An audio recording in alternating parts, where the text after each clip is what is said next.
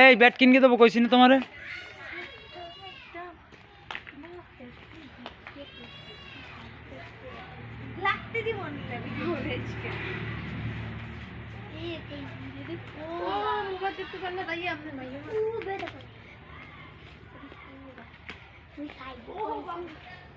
পানিতে পারছে